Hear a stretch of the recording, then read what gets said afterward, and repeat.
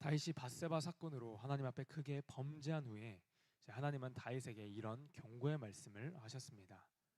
칼이 내 집에서 영원토록 떠나지 아니하리라. 그 말씀대로 다윗의 집안에는 비극적인 일이 일어나는데요. 맏아들 암논이 이복누이 다말을 범하고요. 이에 분노한 다말의 오라버니인 압살롬이 암논을 살해하는 일이 벌어집니다.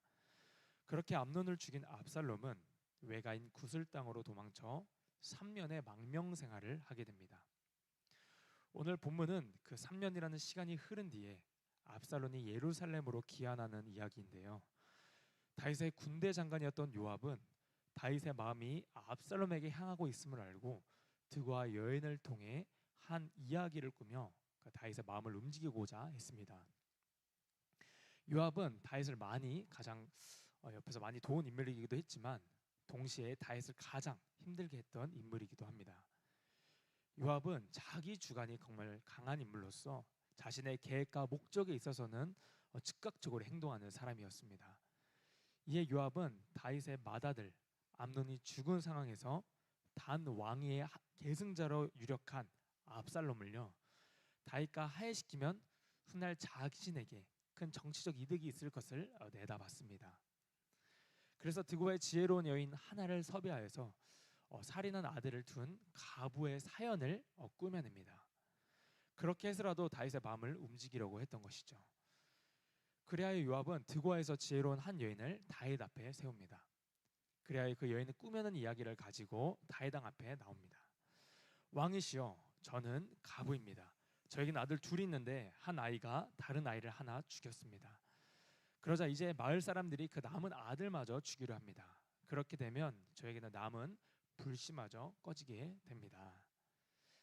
다윗은 그 꾸며낸 사연을 듣고 남은 한 아들을 살려주겠다고 약속합니다. 그러자 여인은 이때다 싶어 이렇게 말을 하는데요.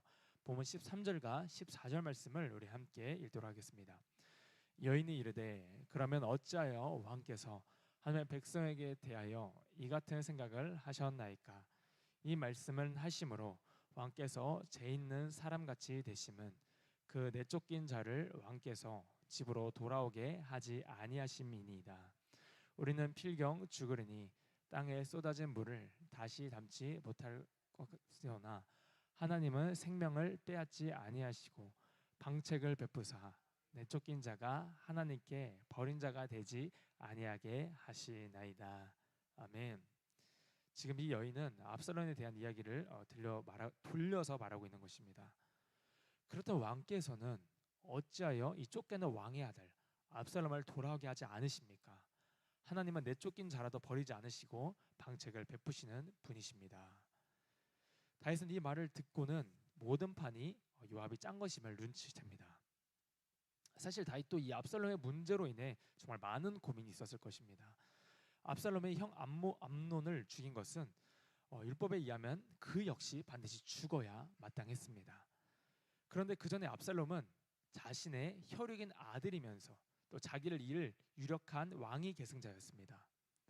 이에 율법의 엄중한 잣대로 이 처벌을 내려서 죽이는 것도 참 다윗의 입장에서는 난감한 상황이었을 것입니다. 심지어 이 모든 문제의 출발의 원인은요, 결국 자신이 밧세바를 범한 사건이었음을 알기에 아마 다윗은 더 깊은 고민에 빠졌을 것입니다. 다윗은 압살롬을 사랑했지만 동시에 이 문제를 공의롭게 다룰 용기가 없었던 것 같습니다. 다윗은 결국 고민 끝에 압살롬을 기한하기로 이렇게 허락을 하는데요. 그런데 다윗이요, 압살롬을 다시 예루살렘으로 부르기는 하지만 다시 취한 태도가 아쉽습니다. 그 내용이 본문 24절의 내용인데요. 우리 함께 읽도록 하겠습니다. 왕이 이르되 그를 그의 집으로 물러가게 하여 내 얼굴을 볼 수 없게 하라 하매 압살롬이 자기 집으로 돌아가고 왕의 얼굴을 보지 못하니라. 다시 애매한 태도를 취합니다. 압살롬과의 관계를 완전히 끊은 것도 아니고 그렇다고 이 문제를 직면해서 서로 대화로 잘 해결하여 푼 것도 아니었습니다. 다윗은 이 어정쩡한 포지션을 취하여서 그렇게 2년이라는 세월 동안 압살롬의 얼굴을 단 한 번도 보지 않습니다. 그렇게 다윗의 이런 애매한 태도가요, 오히려 더 큰 화를 불러일으키는 불씨가 됩니다. 예루살렘으로 돌아온 압살롬은 암논과 이 다말 사건에 대해 다윗이 아무런 조치를 취하지 않고, 그리고 예루살렘으로 귀환했음에도 아버지 얼굴조차 한 번도 비추지 않자, 그런 그 아버지에 대한 그 마음을, 아버지에 대한 그런 모습을 보고요, 압살롬은 앙심을 품게 됩니다. 2년 동안 쌓였던 그의 감정은요, 결국 폭발하고 마는데요. 그래서 압살롬이 어떻게 합니까? 요압의 밭에 불을 확 질러버립니다. 나를 좀 봐달라는 것이죠. 이에 요압이 압살롬을 찾아가서, 아니 너 종들이 왜 내 밭에 불을 질렀냐고 따지니까요, 압살롬이 말하는 대답을 한번 보십시오. 그가 이렇게 대답합니다. 본문 32절입니다. 압살롬이 요압에게 대답하되, 내가 일찍이 사람을 내게 보내 너를 이리로 오라고 청한 것은 내가 너를 왕께 보내 아뢰게 하기를 어찌하여 내가 구슬에서 돌아오게 되었나이까. 이때까지 거기에 있는 것이 내게 나으리이다 하려 함이로다. 이제는 내가 나로 하여금 왕의 얼굴을 볼 수 있게 하라. 내가 만일 죄가 있으면 왕이 나를 죽이는 것이 옳으니라 하는지라. 아멘. 이럴 거면 나를 왜 예루살렘으로 불렀냐고 따집니다. 그러면서 하는 말이, 내게 죄가 있으면 왕이 나를 죽이는 것이 옳다 라며 이렇게 당당한 태도로 오히려 나옵니다. 내가 도대체 뭔 잘못을 했냐는 것입니다. 여기서 우리는 압살롬의 마음을 우리가 엿볼 수 있는데요, 압살롬에게 있어서 지금 그에게 진실한 회개나 아버지께 용서를 구하는 태도는 전혀 찾아볼 수 없습니다. 오히려 압살롬의 마음속에는 내가 암논을 죽인 것은 정당방위이고 난 큰 잘못을 한 것이 없다, 난 할 만한 일은 했을 뿐이다 라는 태도를 취하고 있습니다. 압살롬의 마음은요, 여전히 분노와 상처로 가득하다는 것을 우리가 짐작해 볼 수 있습니다. 심지어 자신의 딸 이름을요, 겁탈당한 자기 누이의 이름 그대로 따서 다말이라고 짓습니다. 이게 뭘 의미하냐면요, 절대 이 일을 잊지 않겠다는 것입니다.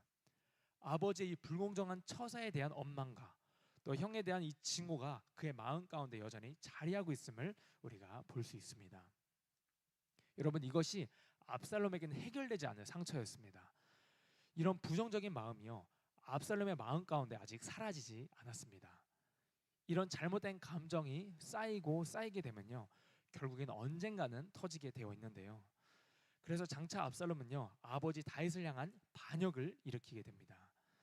사실 다윗은 이 암논과 다말의 문제가 생겼을 때 더 일찍 확실한 조치를 취해야 했습니다. 그런데 다윗은 암논이 다말을 범했다는 소식을 들었을 때 그냥 분노만 하고 아무런 조치 없이 그냥 넘어갔습니다. 그때 사실 암논을 불러다 놓고 또 단호하게 처벌하고 다루어야만 했습니다. 그것이 또 상처받은 압살롬에게나 죄를 지은 암논에게나 둘 다 필요한 일이었습니다. 그런데 다윗은 그 자리를 회피했고 그 해결되지 않은 문제들이 결국엔 쌓이고 쌓여서 압살롬의 마음속에 앙금으로 자리 잡게 된 것이죠. 우리가 살면서 모든 문제를 다 사사건건 꺼내어서 다룰 수는 없습니다. 그러나 꼭 우리가 대화로 소통하며 다뤄야 할 순간들이 있습니다. 때론 그 문제를 건드리는 것이 너무나 아프고 또 힘들더라도 그럼에도 우리가 꼭 대화로 또 소통으로 다뤄야 할 때가 있습니다. 뭐 시간이 지나면 잊혀지겠지, 뭐 시간이 해결해지겠지 하고 그냥 넘어가 버리게 되면요, 오히려 그 문제가 더 눈덩이처럼 커지거나 나중에는 걷잡을 수 없는 일이 일어나게 되는 것입니다. 여러분, 진정한 사랑은요, 때론 마냥 잘못을 덮어주는 것만이 능사가 아닙니다. 진정한 사랑은 때로는 우리가 정확하게 콕 집어서 말해줄 수 있어야 합니다. 이것은 죄다, 이건 하나님 앞에 철저히 회개해야 한다, 이 말을 우리가 할 수 있어야 하는 것입니다. 그런데 우리는요, 이런 말을 했다가 혹여나 관계가 깨질까봐 또는 분위기가 어색해질까봐 우리가 사람 눈치 보고 말해야 할 것을 말하지 못하는 경우가 있습니다. 당장 내 마음이 편해지기 위해서 근본적인 문제를 그냥 마냥 덮어둔 채 그냥 넘어가고 지나칠 때가 있다는 것입니다. 서로 무엇을 잘못했는지, 하나님 앞에서 어떤 회개가 필요한지 직면하지 않은 채 그냥 얼렁뚱땅 넘어가게 되면요, 오히려 문제만 더 커지고 깊어질 수 있다는 것입니다. 사랑하는 성도 여러분, 우리가 지금껏 마냥 덮어둔 문제가 혹시 있으십니까? 우리가 먼저 그 문제를 하나님 앞에 가져가시기를 바랍니다. 혹시 지금까지 마냥 덮어둔 죄, 내가 부딪히기 싫어서 피했던 문제들이 있으시면 가장 먼저 하나님께 가져가셔서 그 다음에 하나님께 기도로 먼저 하나님께 올려드리는 것입니다. 그 다음에 우리가 하나님께 기도를 올려드리고 그 사람과 소통을 하시는 겁니다. 정말 그 상대방을 사랑하시다면요, 때론 우리에게 진솔한 대화가 필요할 때가 있습니다. 자녀가 잘못된 길로 가고 있을 때, 또 공동체 안에서 계속해서 문제를 일으키는 사람이 있을 때, 또 관계 안에서 지속적인 트러블이 발생했을 때 마냥 덮어두고 피하기보다는요, 솔직한 대화를 통해 그 문제를 빨리 다루고 오해를 초기에 푸는 것이 좋습니다. 그러기 위해서 먼저 우리가 하나님께 기도로 구하며 서로 대화 중에 감정이 상하지 않도록 또 잘 말할 수 있는 지혜와 담대함을 하나님께 구해야 되는 것이죠. 지금 다윗의 가정은요, 그냥 마냥 덮어둔 그 문제의 불씨가 커져서 나중에는 더 큰 대가를 혹독하게 치러야 했습니다. 이런 가정이요, 정말 아프고 힘들더라도요, 우리 안에 숨겨둔 그 문제를 빛 가운데로, 하나님의 진리 가운데로 드러내야 합니다.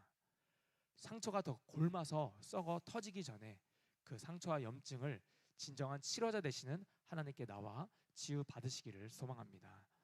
오늘 본문 14절 말씀을 우리 다시 한번 읽도록 하겠습니다.